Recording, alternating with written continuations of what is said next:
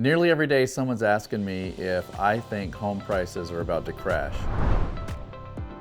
The analysis on this is not really simple, but it is pretty straightforward. So today we're going to do a quick little breakdown so you can think this through for yourself and not have to rely on the billions of opinions that are out there. Now, I understand where this is coming from because we've all seen the news lately where people who know pretty much nothing about real estate and mortgages talk all about as if they do. So they're talking about things like the interest rate being at 30-year highs, so housing demand is really low, so prices must be about to crash. Now, while it certainly is true that the demand for housing is down, it really doesn't tell the whole picture. When we understand the forces that affect the prices of homes, then we're way ahead of those who ride that mental teeter-totter that we get from all the headlines out there. And by the end of this video, we're reluctantly going to draw a few conclusions and maybe even some predictions about the market. Now, you know already that I'm a little reluctant to make predictions about what's going to happen in the housing market because I shared recently in a video that there's two kinds of economists out there. The first is those who don't know, and the second is those who don't know that they don't know.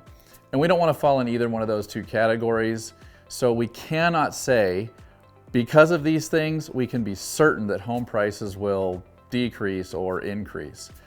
We're not going to attempt to try to predict exactly what will happen in the market, but as I said before, understanding the forces that affect the prices of homes puts us way ahead of the pack, and we can actually go ahead and make a few predictions about what's going to happen. So let's go back to my Econ 101 days during my very first semester of my undergrad studies. This is supply and demand. It's the equilibrium of supply and demand that will determine home values. So let's look at this simple little line graph that has data in it that I just made up. Notice that I used the word home values rather than home prices. This is going to be an important distinction just a little bit later when we talk about inflation and its impact on home prices, but we'll come back to that here in just a minute. For now, we're going to be content to say that for the most part, it's supply and demand that determine the market value of our homes. There are tons of videos and articles out there about the basics of supply and demand, and I'm not going to go over those in this video. But if you want to study up on that or refresh your memory on it, I'll put some links in the description of this video so that you can take a look. But for now, we're just going to see what's been going on in the market and how supply and demand have been at play. Back to those headlines about interest rates being at 30-year highs. Yeah, they are. And yeah, demand has certainly been quite low. So we call this a shift in the demand curve. And you can see that here. This purple line in this graph represents new lower demand. So then prices have dropped, right? And they're gonna drop even more as demand stays low, and maybe they're even gonna crash, right? I mean, isn't that what happens when demand decreases, like we're seeing here in this chart? Well, yeah, but only if all else remains constant, which it hasn't. Supply has also been really low. So let's add a decrease in the supply to our chart, which is the green line here, and you'll see that we end up at the same price point equilibrium as we had in the first place, even though there have been changes to both supply and demand. Now right here we have to take that quick tangent to cover something really important that I mentioned before. Before we look at how supply and demand has been impacting home prices recently in the real world, we have to quickly cover the impact of inflation on home prices. Think about it like this. You have a home that has some inherent value because of the supply and demand we've been talking about. Because we use money to value things, we're essentially stacking up dollars next to your home, and we say your home is worth X number of those dollars. But what if the value of each dollar decreases, which is essentially what inflation is?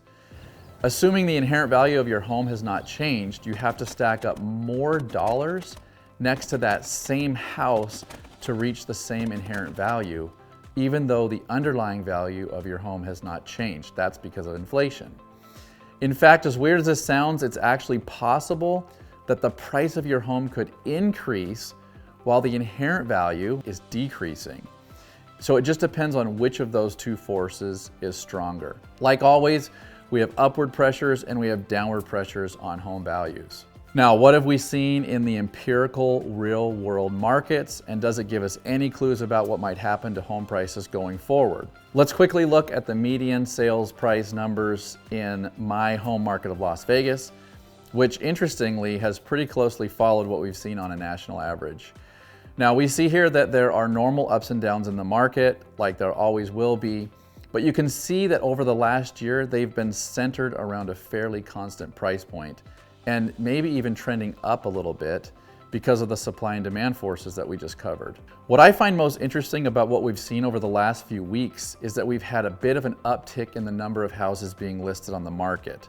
So that's essentially an increase in supply, which again, all else being equal, should cause home prices to decrease. But what we've been seeing is that that new supply is being gobbled up almost instantly by buyers.